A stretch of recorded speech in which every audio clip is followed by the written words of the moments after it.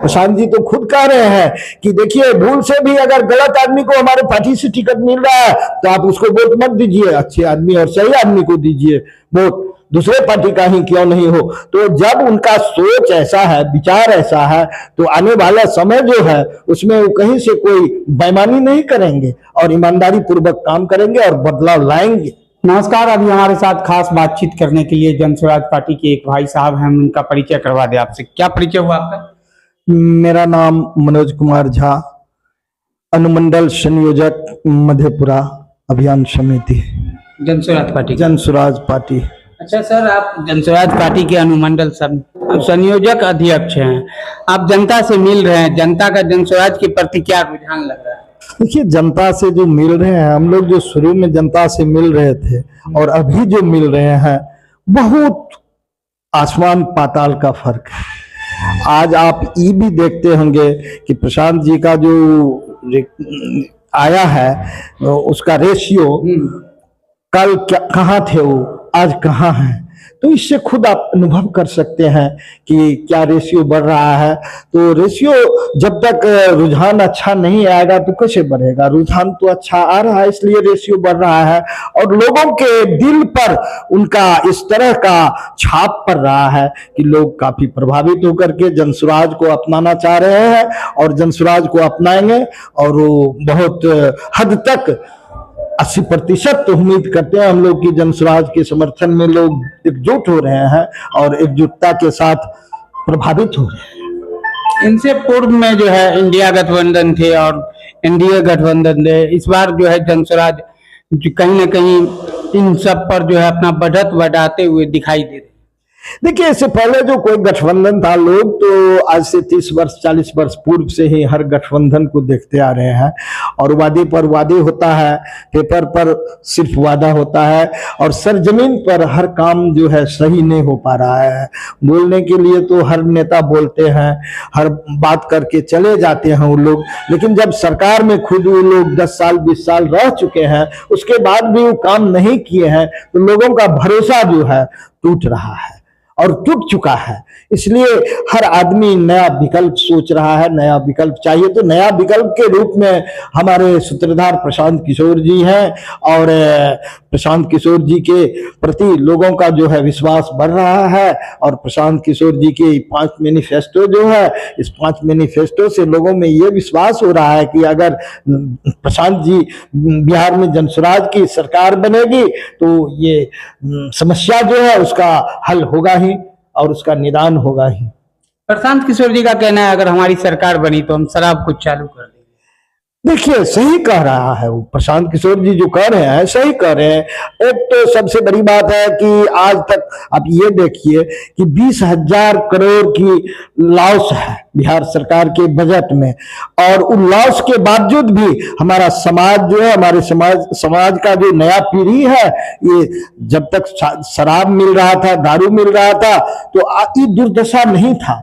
आज जो हम लोग गांव देहात से जुड़े हुए लोग हैं, गांव गांव में, टोला टोला में, मोहल्ला मोहल्ला में 15 साल 16 साल का जो लड़का है वो स्मैक, गांजा, भांग, हफीम, चरस, अनेक तरह का नशा का प्रयोग कर रहा है। क्यों कर रहा है सरकार? इसलिए कि शराब बंदी है और शराब नहीं मिल रहा है उसको, तो अनेकों, जो कि बहुत घातक है, जानलेवा है। तो कहीं ना कहीं अगर शराब चालू हो जाएगा तो क्या तब ये स्मैक वगैरह नहीं चलेगा? देखिए, शराब अगर चालू हो जाता है तो सबसे पहले तो सरकार के बजट में वृद्धि होगी और आज सुनते हैं हम लोग, जो पता लगता है कि छोटा छोटा सा स्मैक है उसका कीमत 300 रुपया पड़ रहा है उसको, और वो 300 रुपया में वो लेके पीता है। लेकिन शराब तो 130 रुपया 35 रुपया में उसको मिलता था। शराब का जो है इतना साइड इफेक्ट नहीं था जितना वो स्मैक का साइड इफेक्ट है। वो तो संशोधित होकर के किसी प्रयोगशाला से बन के आता था और उस पर भरोसा था, लिमिट था, सब कुछ था। लेकिन आज ये स्मैक जो है क्या है, तो जानलेवा चीज है, तो निश्चित बदलाव होगा उसमें, आदमी छोड़ देगा, ये सब नशा नहीं कर पाएगा, नहीं करेगा। अच्छा, स्वास्थ्य व्यवस्था के प्रति आपकी क्या राय है? देखिए, स्वास्थ्य व्यवस्था जो है बिहार का पूरा बिगड़ा हुआ है। आप यहाँ कंपाउंडर की बात करते हैं, आप वहाँ स्वास्थ्य मंत्री मंगल पांडे को देखिए, आज बीते दिन जो घटना सब हुआ है पटना में उनके पत्थर चला। वो उनके ऊपर पत्थर चला है, तो स्वास्थ्य व्यवस्था सही ढंग से नहीं है। सब जगह स्वास्थ्य व्यवस्था चरमरा गया है। और किसी भी स्वास्थ्य केंद्र पर आप जाइए, आप देखिए वहां का व्यवस्था किस तरह से है, कोई सिस्टम से नहीं है, कोई सामान जो है सही ढंग से उपलब्ध नहीं हो पा रहा है। ट्रीटमेंट हो गया, पुर्जा लिख दिए, दवा ही नहीं है। वहां स्वास्थ्य व्यवस्था में क्या है? कुछ नहीं है। मार्केट से दवाई खरीदना पड़ता है, लोगों को व्यवस्था करना पड़ता है, अलग से लेना पड़ता है। वहां का जो दवाई है वह ब्लैकमेल हो जाता है, वो पहले बिक जाता है, पहले बिक जाता है, पहले गोल हो जाता है। स्वास्थ्य व्यवस्था यही है, स्वास्थ्य व्यवस्था कोई अच्छा नहीं है। तो क्या जनसुराज की सरकार आएगी तो स्वास्थ्य व्यवस्था ठीक हो पाएगी? देखिए, जनसुराज की सरकार आएगी तो निश्चित उसमें परिवर्तन लाया जाएगा और बहुत ईमानदारी और निष्ठा से जो है जनसुराज अपने कार्यभार को चलाएंगे और संभालेंगे। इसलिए कि आज जो बोल रहे हैं कुछ, उसके पीछे कुछ रहस्य है। उसे नहीं बोल रहे, वो हवा में कुछ नहीं बोल रहे, वो जो बोल रहे हैं हकीकत बोल रहे हैं। और उनका तो कहना है, प्रशांत जी तो खुद कह रहे हैं कि देखिए, भूल से भी अगर गलत आदमी को हमारे पार्टी से टिकट मिल रहा है तो आप उसको वोट मत दीजिए, अच्छे आदमी और सही आदमी को दीजिए वोट, दूसरे पार्टी का ही क्यों नहीं हो। तो जब उनका सोच ऐसा है, विचार ऐसा है, तो आने वाला समय जो है उसमें वो कहीं से कोई बेईमानी नहीं करेंगे और ईमानदारी पूर्वक काम करेंगे और बदलाव लाएंगे। पलायन को कैसे रोका जाएगा? देखिए, पलायन रोकने के लिए भी व्यवस्था किया जाएगा। उसका व्यवस्था जैसे आप सुने होंगे कि 5 गो जो मुद्दा है। सबसे शिक्षा व्यवस्था तो बहुत जरूरी है। बिना शिक्षा का जो है कोई काम नहीं हो सकता है। जब आदमी शिक्षित रहेगा ही नहीं तो क्या उस आगे सोच उसका बढ़ेगा, विचार क्या आगे बढ़ेगा।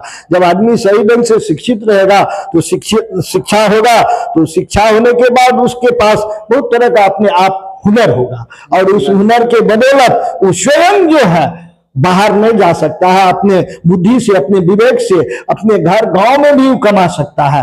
और साथ ही साथ जो पलायन की बात है तो प्रशांत जी स्वतः कर रहे हैं कि 10,000 से 12,000 का व्यवस्था अपने गांव, अपने प्रखंड स्तर पर, जिला स्तर पर उस तरह का रोजगार दिया जाएगा, उस तरह का काम दिया जाएगा और सस्ते ब्याज दर पर ऋण मुहैया करवाया जाएगा, जिससे छोटा छोटा कुटीर उद्योग आदमी स्वयं अपने घर में लगा करके अपना रोजी रोटी कमा सकता है। तो ये सब मुद्दा है। देखिए, सिर्फ फैक्ट्री लगा देने से जो है ये बेरोजगारी और पलायन बंद नहीं होगा। उसके लिए नया और विकल्प, यही सब विकल्प है। सरकार रोजी रोटी के लिए उसको संसाधन देगी और उसको लोन दिया जाएगा कम ब्याज दर पर, उससे वह छोटा मोटा कुटीर उद्योग करेंगे, अपने घर में उस तरह का व्यवस्था रखेंगे और उससे कमाएंगे। काहे बाहर जाएंगे, क्या जरूरी है जाने का? कोई जरूरी नहीं है। बच्चे शिक्षित होंगे तो रोजगार जरूर उनके पास चल कर आएगा, यही कहना हुआ इनका। और कहीं कहीं ये सही भी कह रहे हैं और कहीं न कहीं लोगों के लिए एक जनसुराज जो है उभरता हुआ, जो है बदलता हुआ बिहार जरूर देखेगा। तो अब देखना दिलचस्प होगा कि इस बार किनके सर पे ताज सजता है, क्योंकि कितना तो निर्दलीय भी चुनाव लड़ रहे हैं और इस बार क्या होने वाला है वो देखना दिलचस्प होगा। तो बहरहाल इस खबर के प्रति आप लोगों की क्या राय है, कमेंट बॉक्स में अपनी प्रतिक्रिया साझा करें और देखते रहे देसी समाचार 11। जय हिंद, जय बिहार।